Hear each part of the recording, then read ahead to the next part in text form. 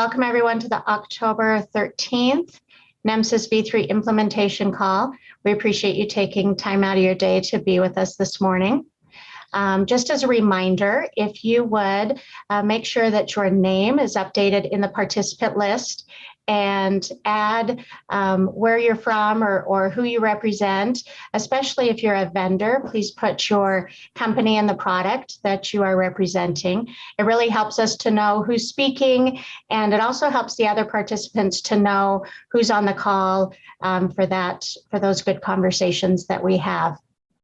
Also, these V3 implementation calls are all recorded, and they are made available on our website and on our YouTube channel in case you ever want to go back and catch a part that you missed or share with somebody on your team that wasn't able to make the call today.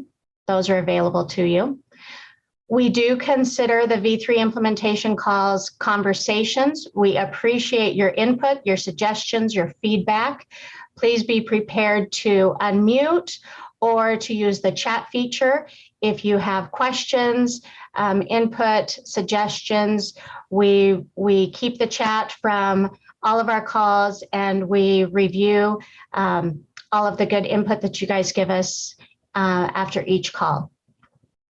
So without further ado, I think we will move into our agenda. I think we've got everybody in the room that was in the waiting room.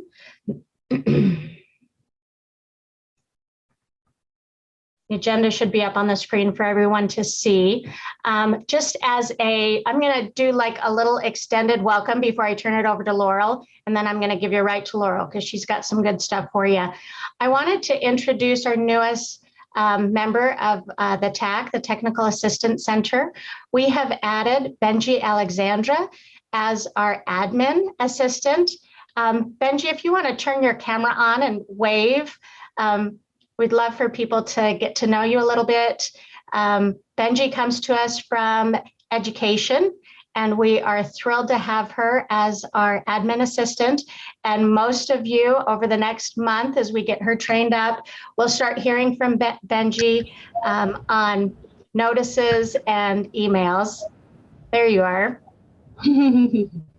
So we just wanted to introduce her formally and welcome her to the NEMSIS family. Right now, she is learning by fire hose because it is quite an onboarding process when you become a member of the NEMSIS team. There's a lot to learn.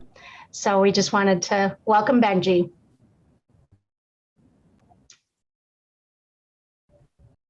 Thank you. All right, I'm going to turn it over to Laurel. She's got items number 2 and 3 on the agenda. All right, good morning, everyone. So I have the usual maintenance update for the month of October. We have no scheduled maintenance plan during the window. There is going to be some information about Tableau later on in the meeting, but there is going to be no maintenance. You should expect to see no bumps or interruptions to your submissions next week. Then the next item is the critical patch 3 update for version 3.50. As you may have noticed from emails that have gone out from the TAC, we recently released not only critical patch 2, but critical patch 3 for the standard. Josh is going to talk about what was included in critical patch 2 a little later on. But critical patch 3 involved a minor update to one of the XSDs that was in the national XSDs folder. This is the file for S configuration. As far as we are aware, it appears that no one has implemented or used this file for S configuration.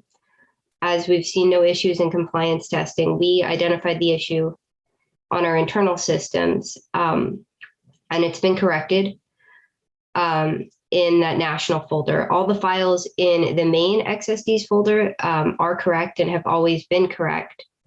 So if you never touched the national XSDs folder, there's no chance that you ever even came close to touching this issue. If you did perhaps pull down national XSDs for any reason, I would just encourage you to make sure that you have the latest version, in particular, the latest version of the state dataset XSDs and the S configuration XSD in particular.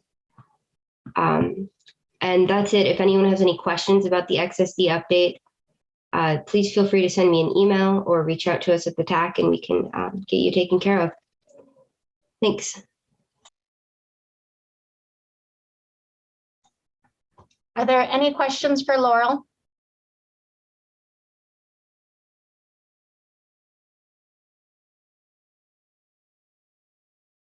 All right. Next on our agenda is an ET update with John Beckett and Brenda Staffan. John or Brenda, do either of you want to share your screen?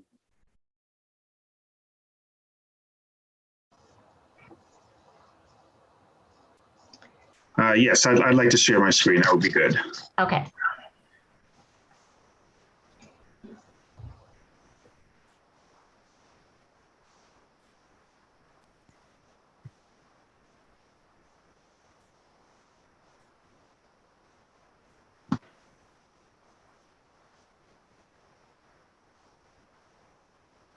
Julianne, are you able to see my screen yet or no?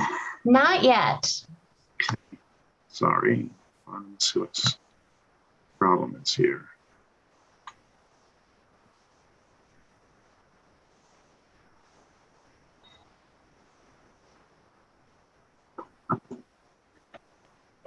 All right, looks like I've got a little technical problem here.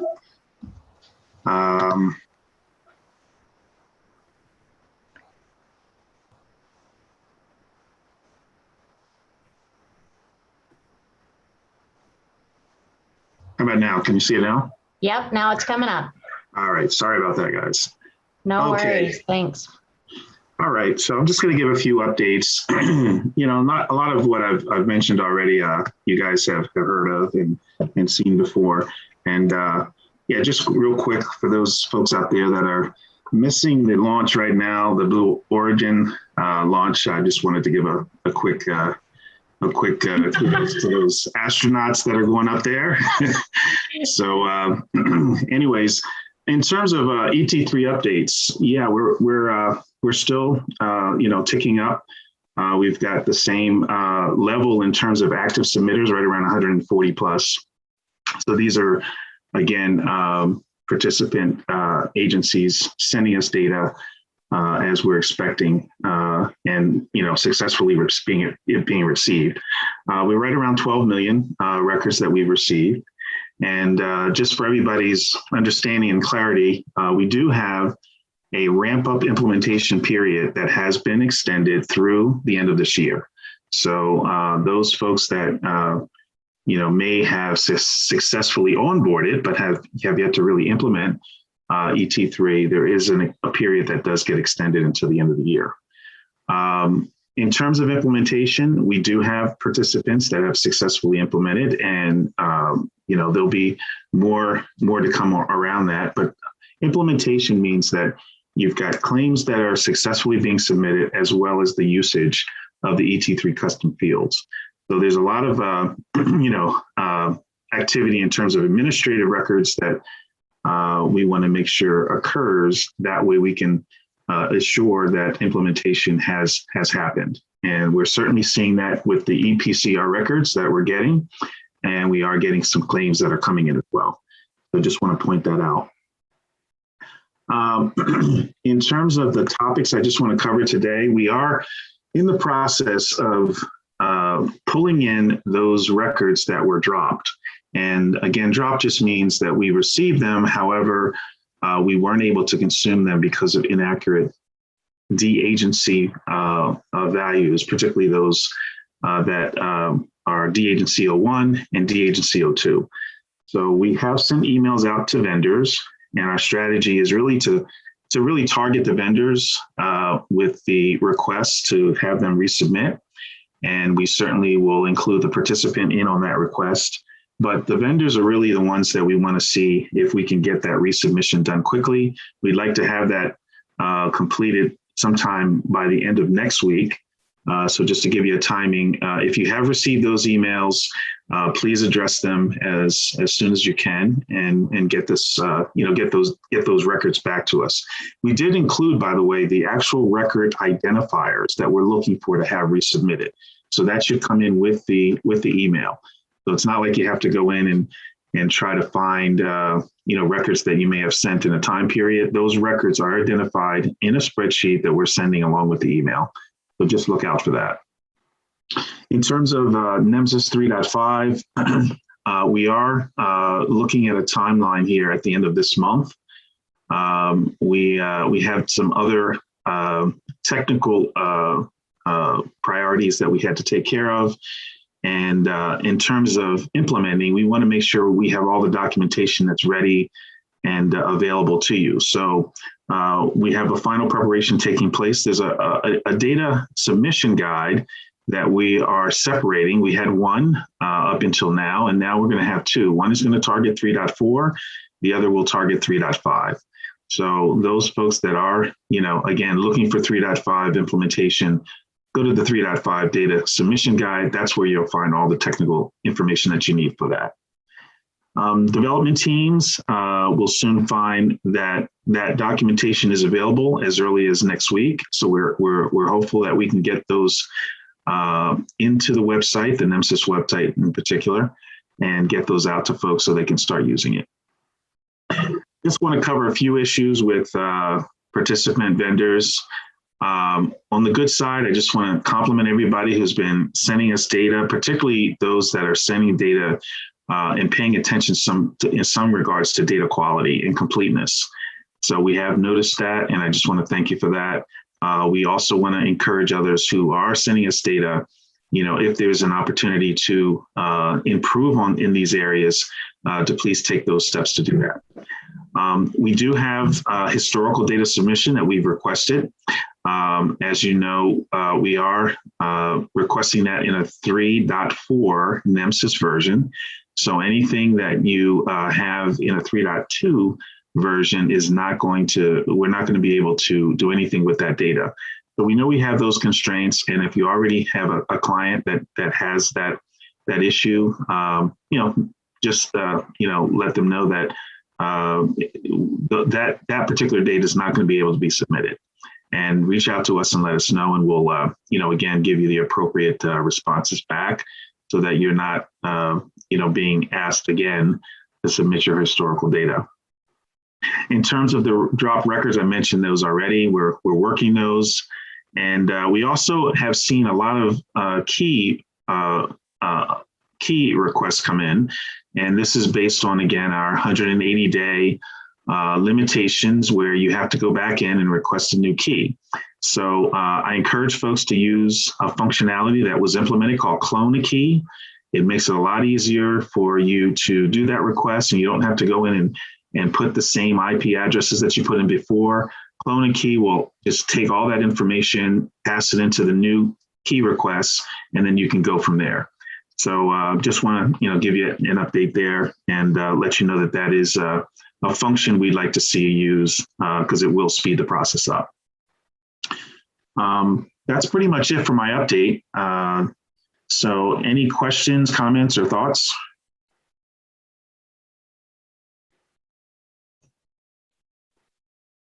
All right. Back to you, Julianne. All right. Thank you, John. Appreciate that update. Next on our agenda, Kevin White's going to take the next two items on the agenda.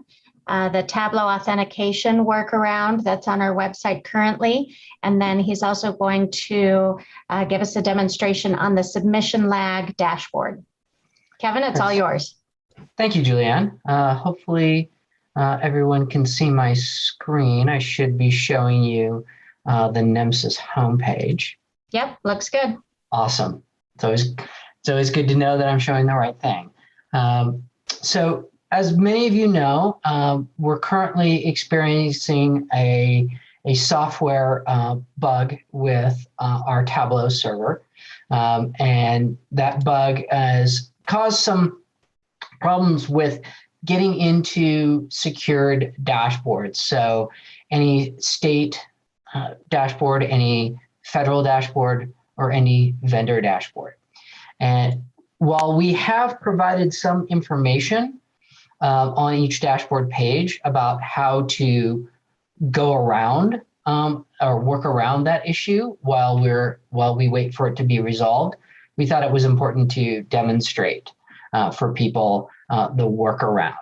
And in addition to that, we also wanted to highlight some changes to the state submission lag dashboard. So I'm going to do those both at the same time here, luckily. So here I am on the version 3 state dashboard page.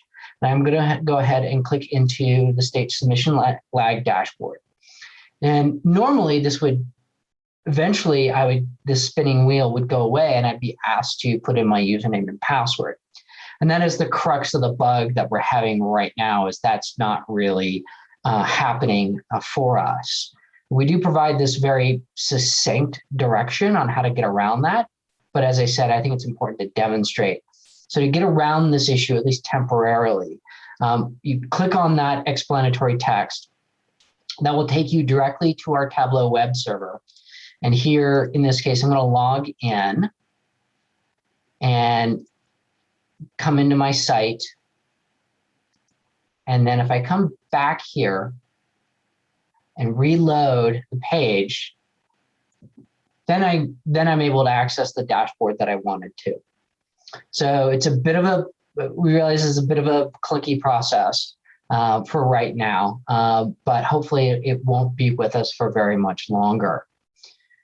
Now here we are on this state submission lag dashboard, which I think we've covered a couple times in the past, but we've made some changes to it that I thought were we felt were important to highlight. So the state of Utah has graciously agreed to allow us to use some of their data for this demonstration. So thank you, state of Utah. We always appreciate your willingness to share your information with our larger stakeholders. And here I am again. Right now, this dashboard is just looking at the state of Utah. And what we have done is, based on user feedback, we have increased the number of agencies that are displayed down here. So when looking at, trying to determine which agencies need your assistance when it comes to your lag time or your submission lag time, we've increased that number to 20. And of course, and we've also increased the number of increased to the 20, the number of agencies that are doing well relatively within your state. And so that's the major point of feedback that we've incorporated. Also, like to point out that you can look at, of course, using the tooltip, individual information, and in case it isn't obvious, I've done a little work to obfuscate the agency number here so that we're not revealing everything for the state of Utah. We point out that a couple things that maybe we haven't covered off in the past is that the agencies listed or included in this dashboard are agencies that have submitted a minimum of 10 activations to us within the current calendar year. So if we were to go down here, what we'll find is that there's no agency that has less than 10 activations here.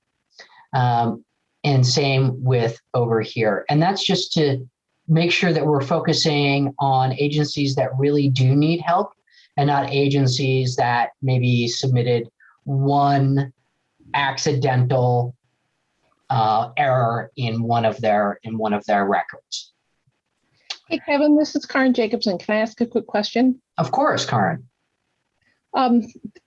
Is the data represented also not just the submissions for the current year, but also incidents for the year? So it is all patient care reports for the current year for your state. Right, but I mean, you said that it's the records that were submitted in the current year, but based on some research that we were doing in South Dakota, it seemed that what we were finding was it was not just submissions, but it was also incidents for the current year. That is correct. Okay. So if you submitted, on January 1, yeah, so correct. So it's submission date and dispatch and unit submission date and unit notified by dispatch, and unit back in service date time all have to be within the current year. Fabulous. Thanks for that clarification. Absolutely. Thank you for asking that question. The other thing I want to point out is just the change here between you can include or exclude resubmissions. And that is a resubmission in the context of this dashboard is any record that has been submitted to us more than once. By default, it excludes the resubmissions, but you can, of course, include them. You can see with the state of Utah, that makes a slight difference in all the visualizations, including the list of agencies. How much of a difference excluding or including resubmissions is, of course, going to depend upon the situation within your own state. Are there any additional questions about this dashboard or the workaround that I demonstrated earlier on? Yeah, Kevin, this is Clay. Maybe just to let folks know that Tableau has actually sent us a fix, right, for this issue that was present in the most recent release of their software, and we're implementing that fix to deal with the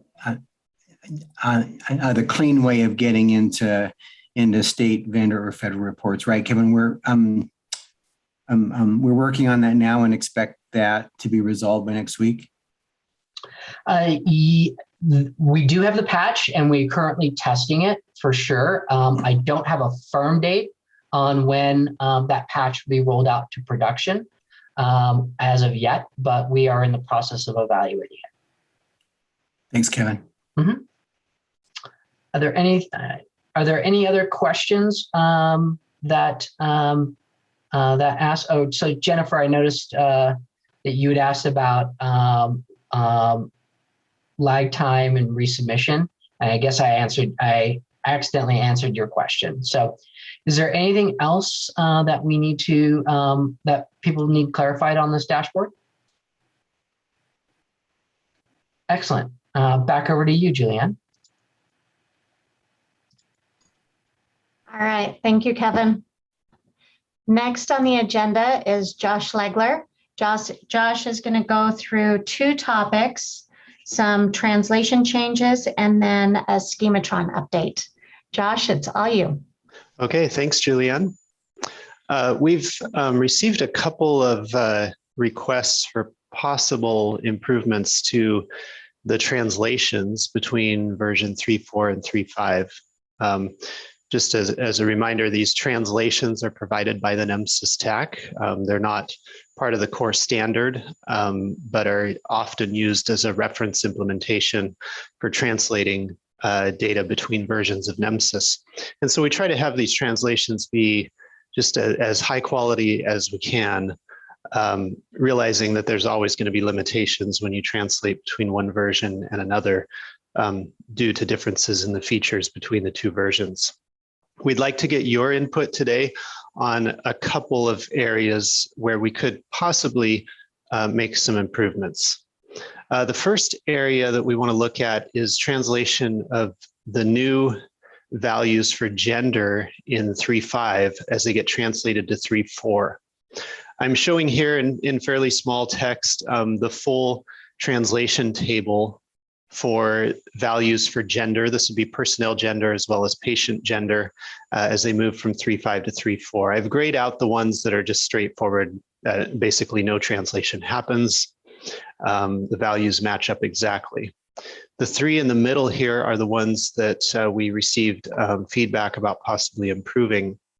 And it's the two transgender values and the value for other, neither exclusively male or female. Currently, all three of those 3.5 values map to not recorded in 3.4. Two alternatives have been discussed.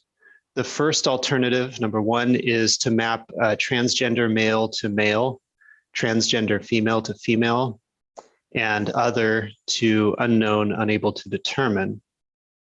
And then the second alternative is to map all three of these values to unknown, unable to determine. So I want to open that up for discussion. Anyone have insights on what would be the best route forward to keep it how it is, go with alternative 1 or alternative 2, or maybe something else we haven't considered? This is Samantha with ESO. I definitely think it needs to be changed from the current. My preference would be for alternate 1. I just think that gives us a little more clarity through the data. But I'd be okay with alternate 2 as well. And I can't think of another alternate. Thanks, Samantha. And Peter from Oregon voted for alternative 1 if the field is called gender as opposed to sex.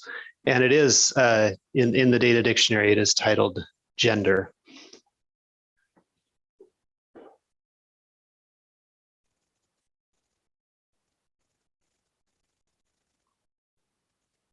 Okay, and another couple more votes with alternative 1 and 1 for either option. Okay, so it sounds like there's strongest support for alternative 1. Any counter arguments to going with alternative 1? I'll throw something in there. I mean, do we have any idea how the data might be used? I mean, if the data is used, it would maybe lead us down the path of what makes more sense. If we had, I guess my point is just, how is the data going to get used? Yeah, great question. Of course, it's used probably by hospital staff as they treat the patient. I know that gender also gets used a lot in data linkage with other data sets, where that's going to be messy, probably no matter what alternative we go with here. Yeah, open to any other thoughts on that too. Yeah, I guess the concern about number 1 would be that they're going to, you give them the wrong dose of a medication or the wrong medication in general, because that translation takes your gender, which isn't strictly a clinical data point, and apply it to sex. Yeah. Which is kind of a general issue with the NHTSA right now.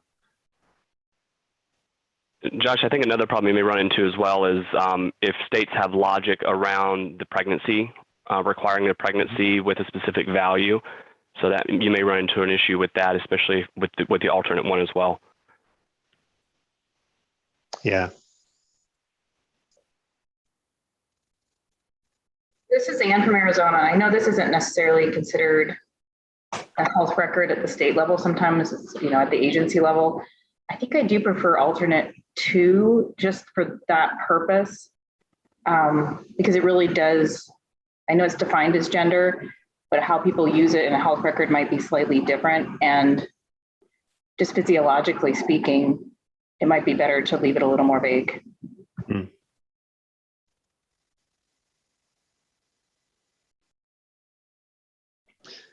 Okay, and yeah, Cassie from Georgia mentioned the pregnancy thing as well, with validation rules. Yeah, and then Peter asked if we considered creating a new element to capture sex. Yeah, maybe 3.6. Okay, great. We actually did have some back and forth discussion about whether this element should be changed to sex or be left as gender when we made these changes.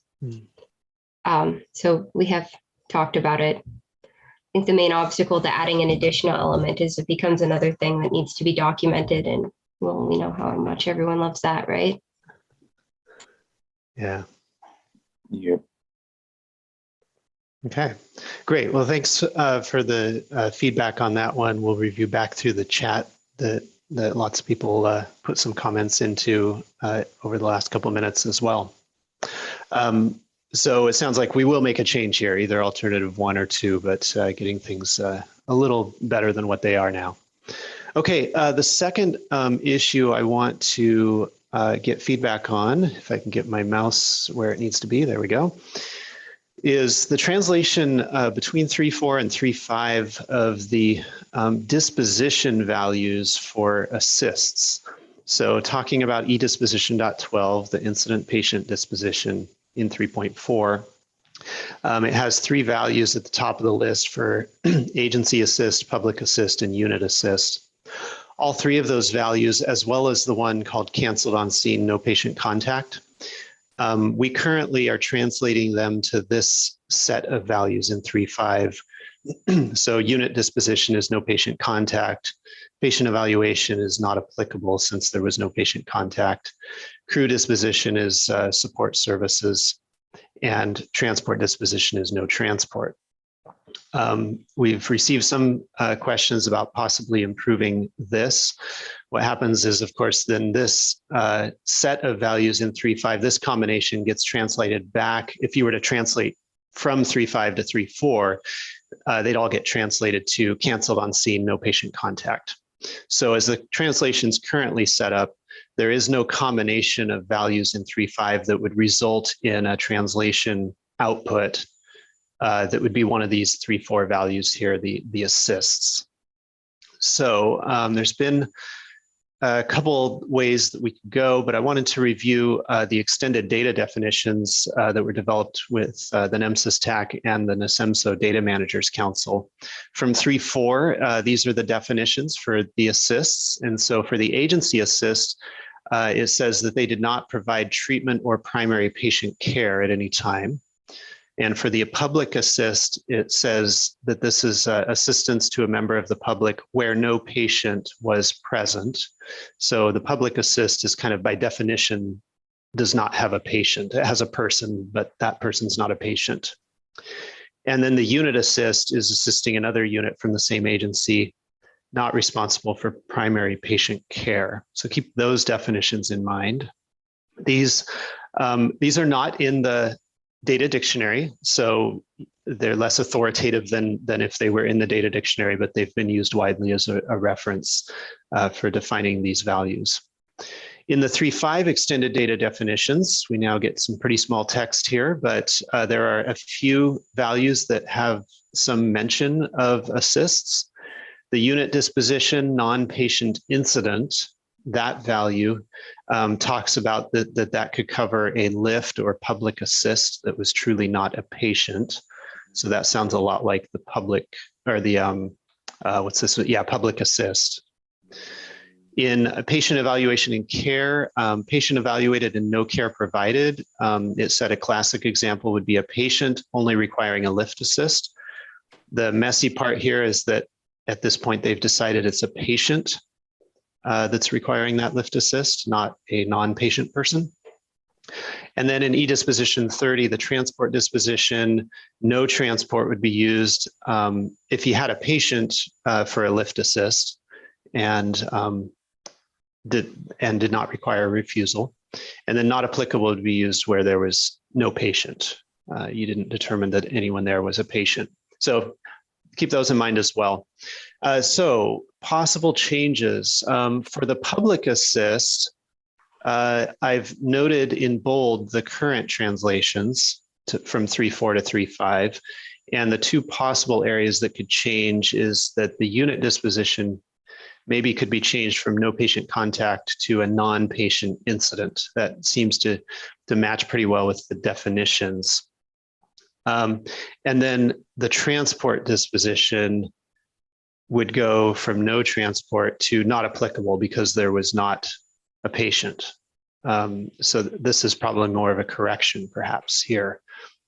And then I'm also going to show, I'll go ahead and show the other two as well, and then let's discuss these. So the agency assist and the unit assist, I can't think of a way to differentiate them from each other in 3.5. But the possible changes would be over here on patient evaluation and care and crew disposition. Oh, sorry, I listed these kind of funny, 27, 28, and then we're going clockwise here. Anyway, patient evaluation and care is currently set to not applicable, but it could be set to patient support services provided, so that would probably be more clear. And then the crew disposition could be changed from incident support services to provided care supporting primary EMS crew. Like I say, I don't think we'd be able to translate these two values differently from each other, the agency and the unit assist. Okay, so I'm going to flip it back to the public assist and want to get feedback from everyone on either of these, either the public assist or the agency and crew assists or unit assists.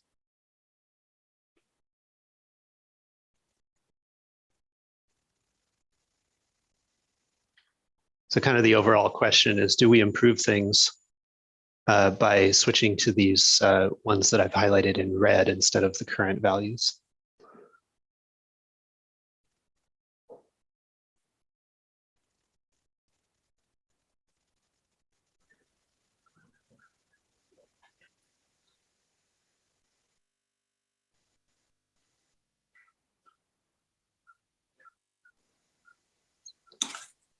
Hi, Josh, it's Clay. Hey, trying to work down through the list of folks joining us today. I know that some folks in Florida were uniquely interested in this question. Anybody from Florida on the call who might want to chime in? Yeah, this is Shrikran Bhutta. Brenda is out today, and I don't know if he's on the call or not. But I'm taking notes. I'll just review this, what Josh just explained with everyone. And we'll try get back to you. I have to talk to some EMS people because I'm not EMS and I don't know how they record and how they understand this. So I have to review this with one of our EMS staff and see if it is acceptable to them. Super, thank you. Yeah, thank you. As you're looking at NEMSIS 3.5, this is a question for everyone, and providing guidance to EMS personnel about how they might record the disposition of their assist calls in 3.5. What would you recommend to someone if they said, hey, we did a public assist, how do we record that in 3.5?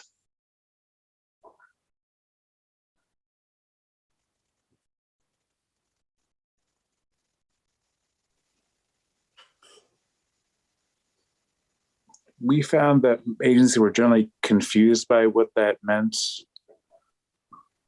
So they're looking for what they actually did, which they, in general, for us at least, they did not say we did a public assist. They did a lift assist. They did evacuations or something like that, and that's what they're looking for. Okay. Yeah, I mean, I can give you the scenario how Florida records it. Just say if there is an event, a public event that they ask for them to be on a standby. So that's where we record public assist. Like as if they were assisting, there is no particular call. But okay. The EMS is at the public assist. And if they have to assist a small, like giving a water or something. Got it, okay. All right. James, go ahead. Real quick. We actually had this scenario come up with a couple of our agencies in New York where they go on agency or public assist for medical alarms, but they want to document the patient's information, not the patient, but the person's information still. And if they don't use agents or the public assist and they use like canceled on scene, for example, as soon as they start documenting all that other stuff just for their records, it triggers all of their rules. So for additional information. So for them, the assist public is where they go to document, when they go for a medical alarm activation that's, unfound, or anytime, patient's oxygen, concentrator was unplugged and they just plugged it back in. Stuff like that, where they still want to document the name and other demographics and stuff without triggering all of the close call rules for, having a patient contact. Okay, thanks. Right, Okay, so go ahead. The NHTSA only has e-patient, so it doesn't have e-person. Right. And so I think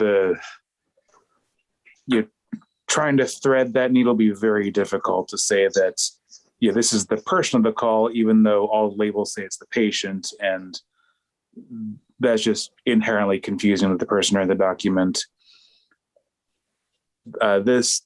That choice there, where it's kind of non-patient incident, but it also says other. It's kind of becoming a catch-all. I'm not sure that'd be best here. Mm-hmm. And then ignoring not otherwise listed.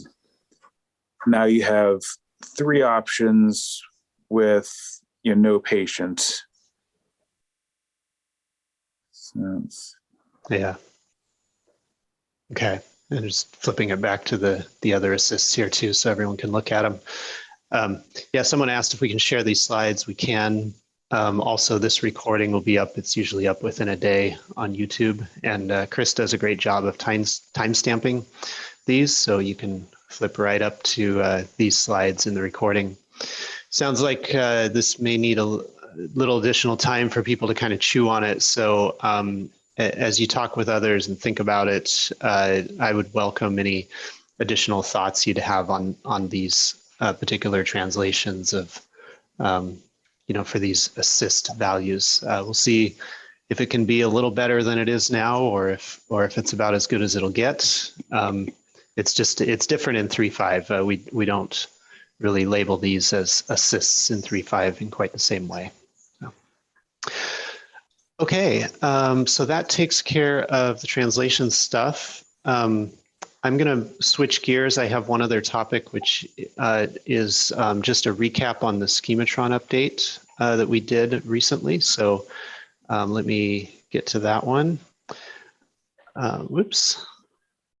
My computer screen just decided to put it on the wrong place. Hold on. Let's try that. Okay. So on the last call, I went through this Schematron 3.5.0 hotfix that was in the works. So you can go back to that recording from that call if you have questions about the contents of that fix. It was adding UUID support to the NHTSA diagnostic. So I went through how that would come out. A couple technical fixes to the national Schematron schemas, as well as a message, just a typo that was corrected in some of the messages. Wanted to just kind of say, like the so what of this update.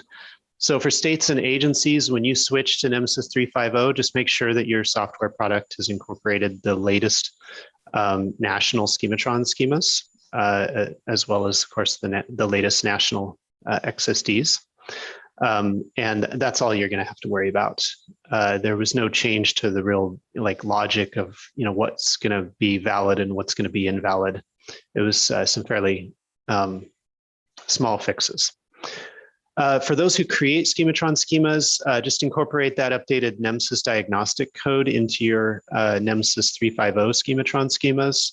No changes to existing 3.4.0 or earlier versions. So that's just a copy paste function there to incorporate that updated code into your schemas. Then just validate your Schematron schemas using the latest resources from the NHTSA TAC, and all of those are available in the Schematron development kit. So this list applies to you if you're making Schematron schemas, for example, a state Schematron schema. And then for those who maintain NHTSA 3.5.0 compliant products, number one, just make sure you deploy the latest Schematron schemas for 3.5.0 in your products.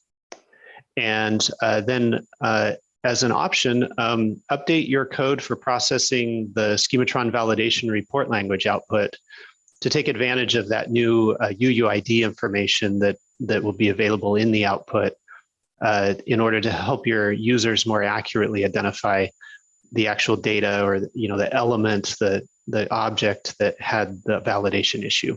And there's more information on that in the Schematron guide. So that's something you can look into. But nothing that would have any direct bearing on your compliance status or compliance testing process. Okay, so just wanted to kind of recap what'll need to be done there. Just as an additional note, as Laurel mentioned, there was actually another critical patch just in the last few days to take care of a problem with one of the national XSD files for the national only set for state data set. And so we will go ahead and rebuild the national Schematron schemas to use that same build number. It'll be 211008 CP3. So that you'll have XSDs and Schematron schemas from the national level all on the same build number, but there won't be any further content changes to the national Schematron schemas, just a build number update. All right, any questions on what to do with this recent Schematron update?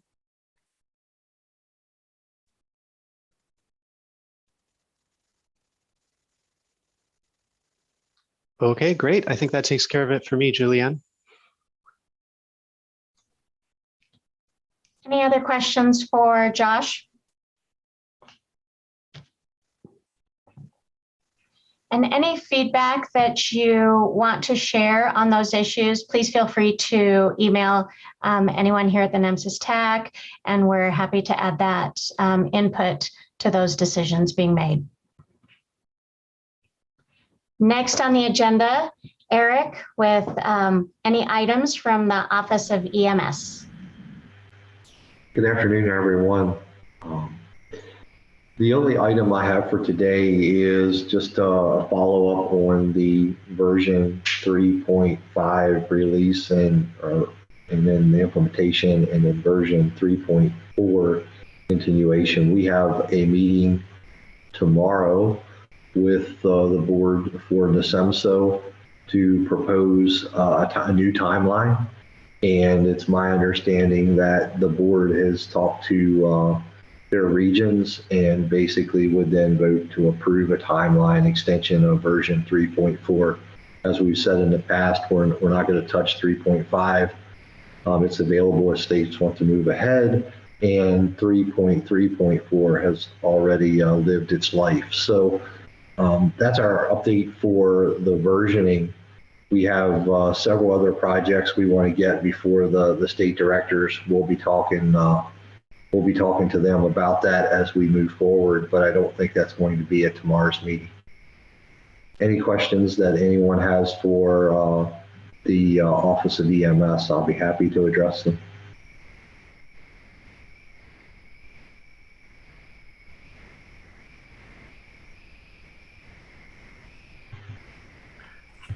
Eric, this is Clay. Are you, would you feel okay just sharing what you think will be the change to the?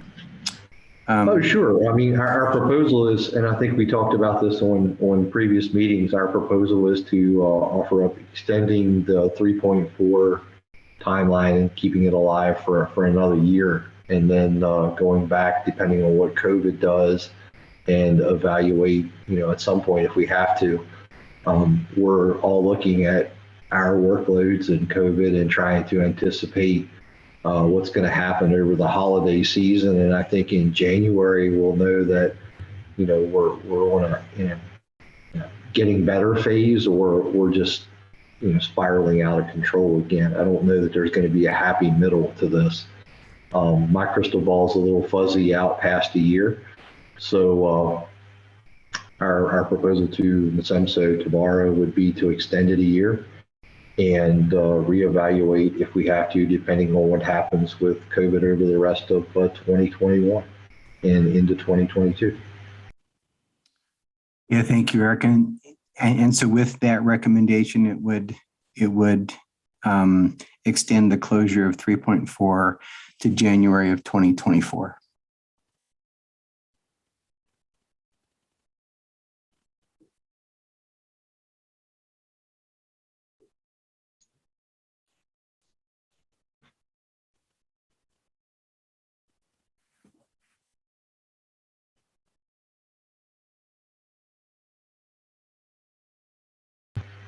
That's all I have, Clay.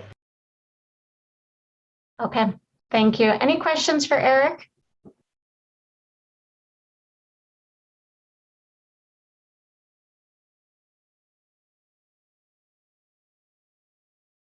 All right, we'll move into open forum. If Mark Roberts is willing, I'm going to kind of put him on the spot. He's got an announcement or some information for California vendors.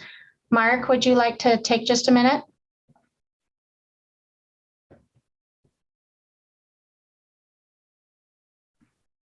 Hey, good morning. I hope you can hear me. I don't know why you're putting me on the spot, but thank you so much. Just a reminder that those of you that haven't, you need to certify by the end of the year to remain compliant.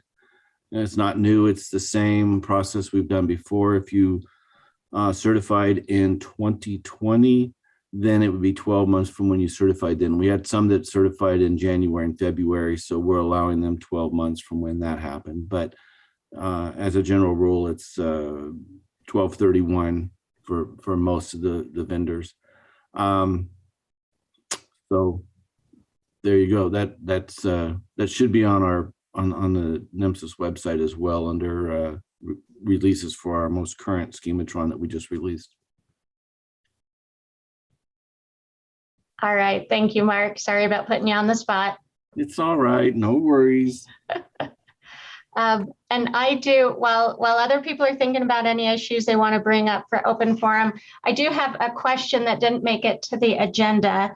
I'm curious if there are any agencies or states or vendors that have a really robust integration between their CAD and automatic crash notifications, ACN or AACN. There's a pilot study that is trying to look at the effectiveness of AACN with improved patient outcomes.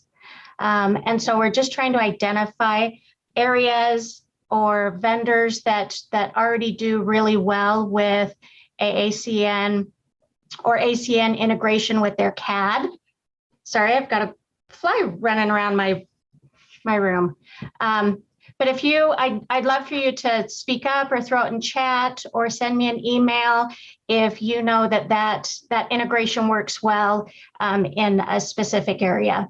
So it's that automatic crash notification integration with CAD that would also integrate with an ePCR. So we're looking for that automatic process to inform the EMS crews of what they're getting into when they get called to an MVC that has some automatic crash notifications.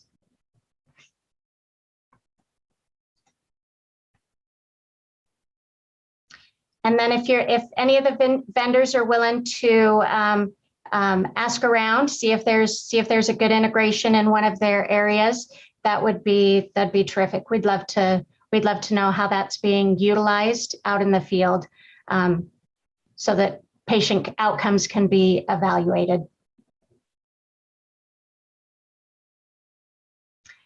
And with that, are there any other items, questions, concerns that anyone would like to bring up before this group?